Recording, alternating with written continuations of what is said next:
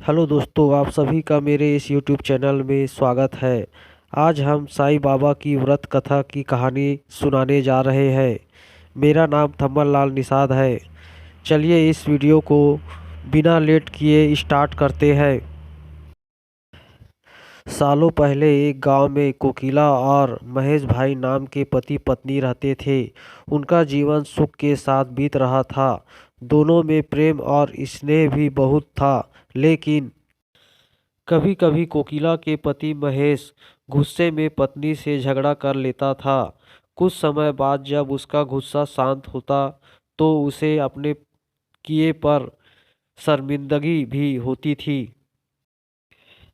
कोकिला को पता था कि उसके पति को अपने व्यवसाय में फायदा नहीं हो रहा है, जिसकी वजह से उनका स्वभाव चिड़चिड़ा हो गया है।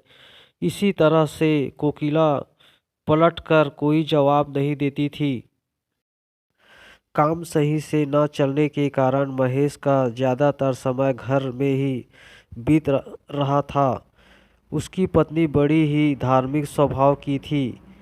घर में खुशियाँ लाने के लिए वो धर्म कर्म करती रहती थी। एक दिन दोपहर के समय उनके घर में एक बूढ़े महात्मा आए। उनके चेहरे के तेज को देखकर दोनों का सिर श्रद्धा से झुक गया।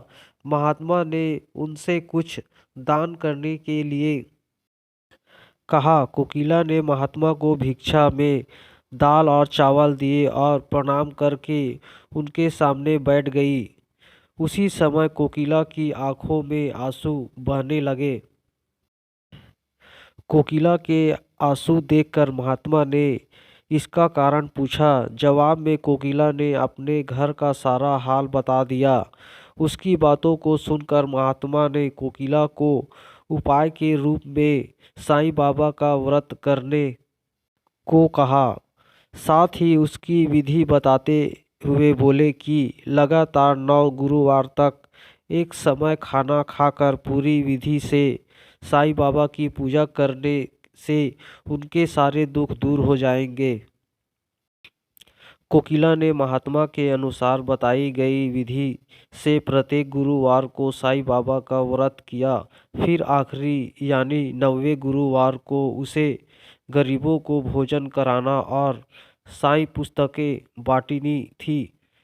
किसी तरह से खाना और किताबों का इंतजाम करके कोकिला ने ये सब कार्य भी पूरा कर लिया। जैसे ही यह सारे कार्य संपन्न हुए, कोकिला के घर में होने वाले झगड़े और महेश भाई के कारोबार में आई अड़चनें दूर हो गई। अब दोनों पति पत्नी सुख से अपनी जिंदगी जी रहे थे। एक दिन कोकिला की जेठानी और कोकिला आपस में घर परिवार से जुड़ी बातें करने लगे। उसी समय कोकिला की जेठानी ने उसे बताया कि उसके बच्चे का मन पढ़ाई में नहीं लगता और वो स्कूल की हर परीक्षा में फेल हो जाता है। जेठानी की बातें सुनकर कोकिला का मन भर आया।